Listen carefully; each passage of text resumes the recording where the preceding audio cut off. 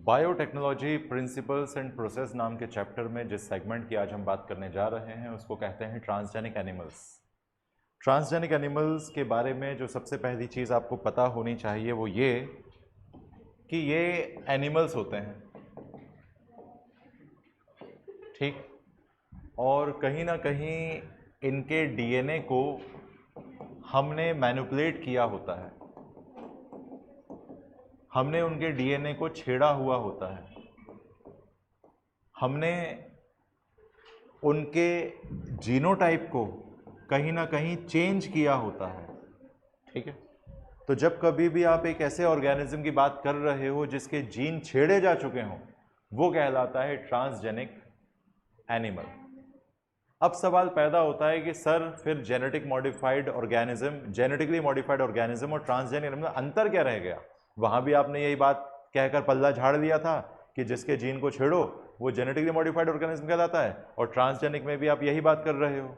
तो मैं यहाँ पर आपको एक बात क्लियर कर दूं कि अगर आप बायोटेक्नोलॉजी के किसी रिसर्च को एक पर्टिकुलर एनिमल के अंदर ऑब्जर्व कर रहे हो, एक पर्टिकुलर ऑर्गेनिज्म के विद इन ऑब्जर्व कर रहे हो आप किसी बायोटेक्नोलॉजिकल प्रोडक्ट के काम करने के तरीके को, तो वो प्राणी ट्रांसजेनिक एनिमल कहलाएगा। जेनेटिकली मॉडिफाइड ऑर्गेनिज्म वो ऑर्गेनिज्म था जिसके जीन्स को आपने मैनिपुलेट किया था, ठीक है, किसी डिजायर्ड कैरेक्टर को ऑब्टेन करने के लिए, किसी मनचाहे विशेषता को एक ऑर्गेनिज्म में डेवलप कराने के लिए आपने जीन्स को छेड़ा था।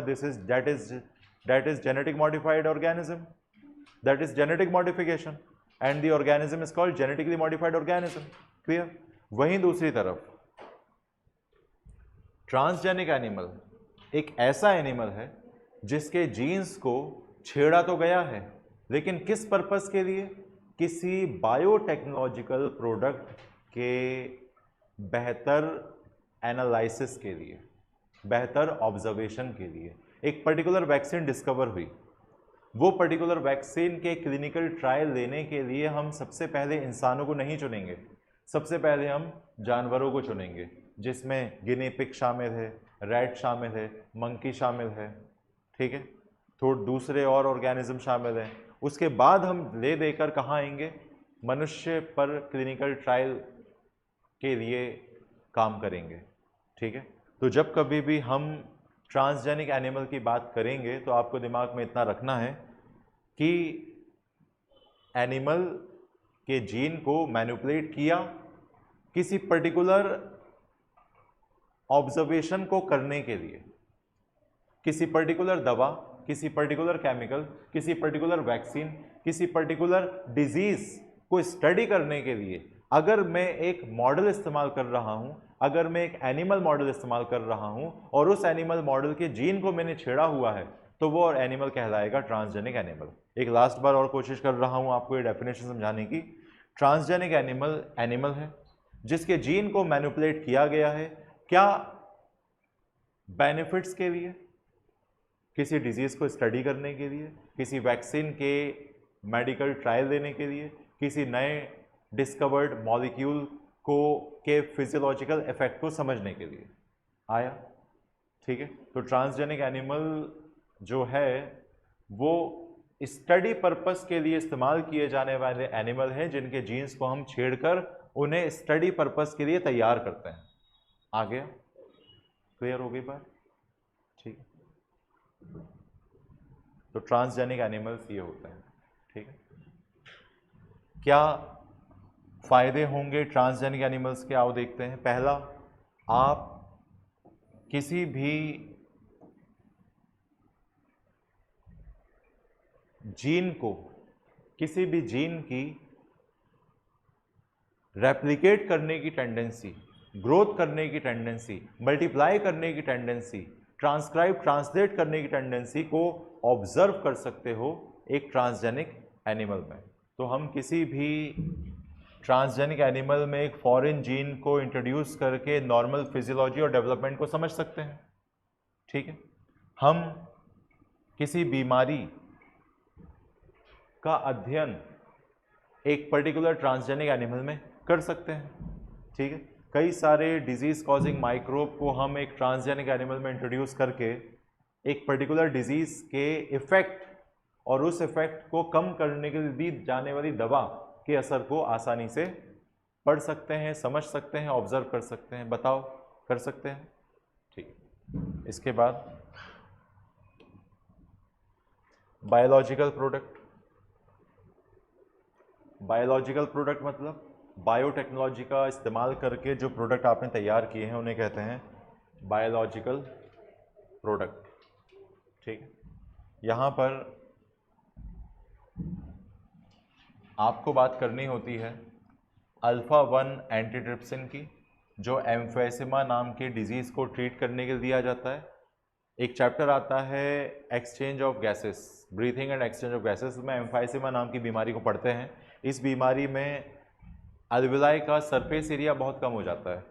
सरफेस एरिया कम हो जाने की वजह से जो व्यक्ति होता है उसे बहुत खांसी चलती है। क्रोनिक सिगरेट स्मोकर्स को ये एम्फाइसिमा नाम का रोग होता है। ठीक, और अल्फ़ा-1 एंटीट्रिप्सिन नाम का ड्रग, नाम का बायोलॉजिकल प्रोडक्ट हम ऐसे पेशेंट को देते हैं। तो बताओ, सिगरेट का छल्ला बनाने वालों के लिए भी बायोटेक्नोलॉजी ने कोई योगदान दिया है क्या? हाँ, दिया है। पान की गुमटियों पर खड़े रहकर धुआं उड़ाने वालों को भी बायोटेक्नोलॉजी ने कोई योगदान दिया है? दिया है। ठीक है, क्या दिया है? अल्फ़ा-1 एंटीट्रिप्सिन दिया है। ठीक है, अल्फ़ा-1 एंटीट्रिप्सिन एक ह्यूमन प्रोटीन है जो एम्फेसिमा को ट्रीट करने के लिए डॉक्टर्स के द्वारा प्रिस्क्राइब किया जाता है। ठीक है, इसके अलावा एक बीमारी है फिनाइलकीटोनुरिया और सिस्टिक फाइब्रोसिस। इनके लिए भी बायोटेक्नोलॉजी ने किसी तरह का कोई मेडिकेशन खोजा हुआ है। ठीक, इसके अलावा एक ट्रांसजेनिक काऊ भी है जिसका नाम है रोज़ी, और इस रोज़ी के दूध में हमने प्रोटीन की मात्रा को जेनेटिक मैनिपुलेशन के ज़रिए बढ़वा दिया है ना।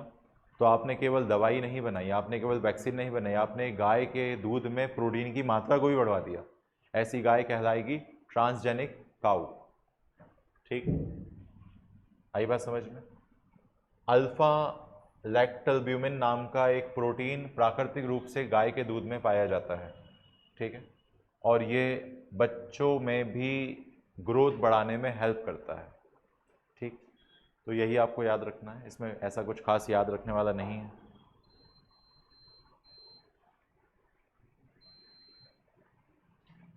इतनी बात समझ में आ गई? ठीक है, ज़्यादा ठंड तो नहीं लग रही? नहीं। वैक्सीन सेफ्टी, किसी वैक्सीन के सक्सेसफुल क्लिनिकल ट्रायल देने के लिए भी आप क्या करते हो? ट्रांसजेनिक एनिमल का प्रयोग करते हो। मैंने मैंने एक खाली बॉटल में पानी भर दिया, ठीक है, और उसमें मैंने हाजमोला का चूर्ण डाल दिया, पीस के हाजमोला उसका नमक डाल दिया। ठीक है, और मैंने कोविड की वैक्सीन खोज ली, मैंने कोविड की वैक्सीन खोज ली, और मैं बोल रहा हूँ कोविड की वैक्सीन लगवा लो मुझसे। लगवा लोगे क्या तुम? नहीं लगवाओगे।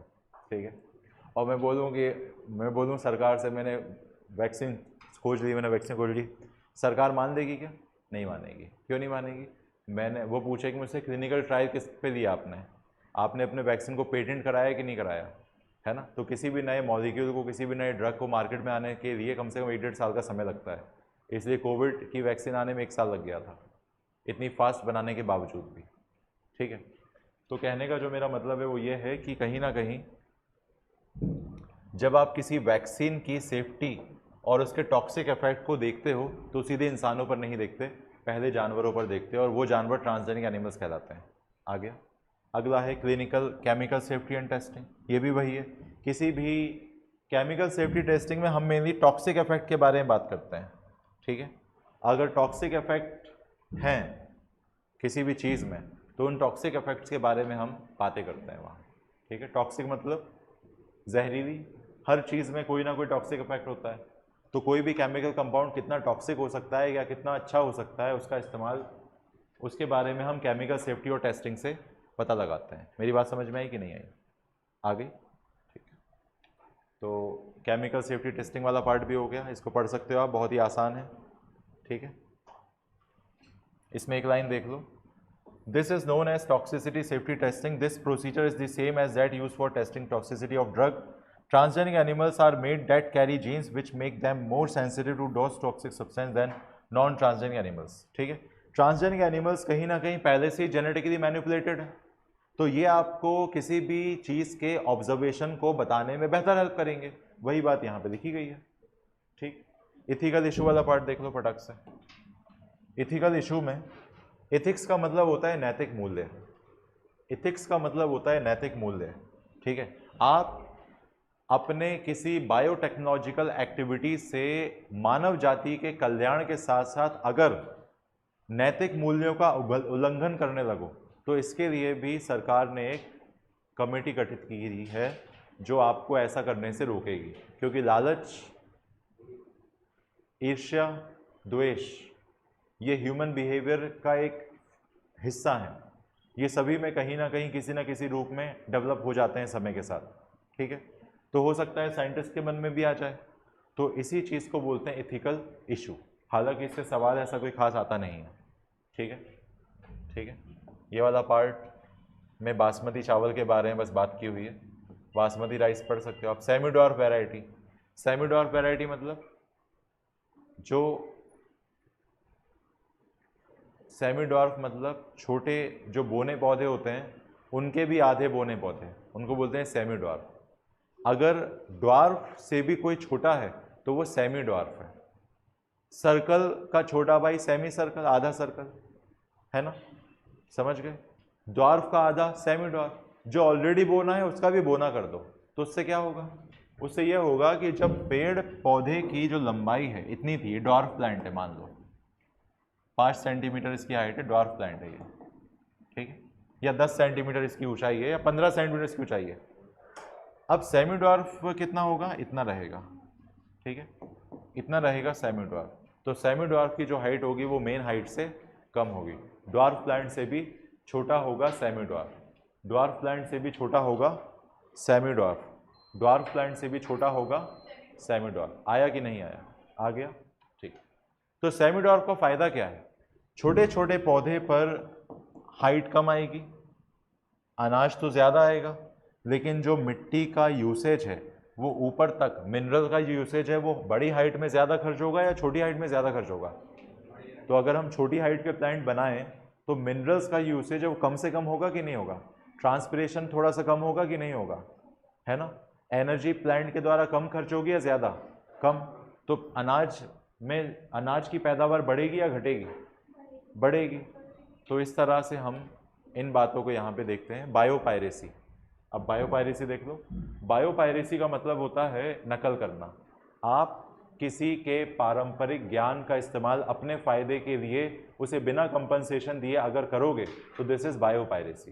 ठीक है, मैं एक गांव गया, वहाँ पे एक वैद्य जी मिले, वैद्य जी ने मुझे दिमाग तेज़ करने का टॉनिक बता दिया, और वाकई में उसको जैसे तुमने पिया तुम्हारा पूरी एनसीईआरटी याद हो गई 2-4 रातों के लिए।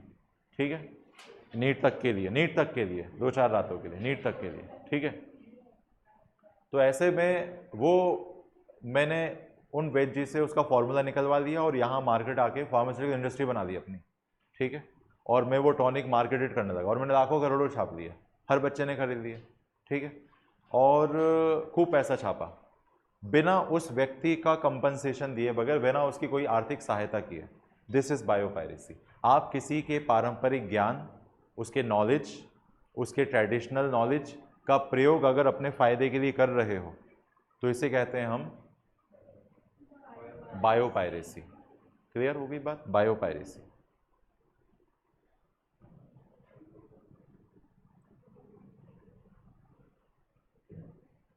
बायोपायरेसी को रोकने के लिए क्या किया, इंडियन पार्लियामेंट ने एक बिल भी साइन किया कि कोई भी किसी का भी ट्रेडिशनल नॉलेज बिना उसकी परमिशन और बिना उसके नॉलेज के इस्तेमाल नहीं कर सकता।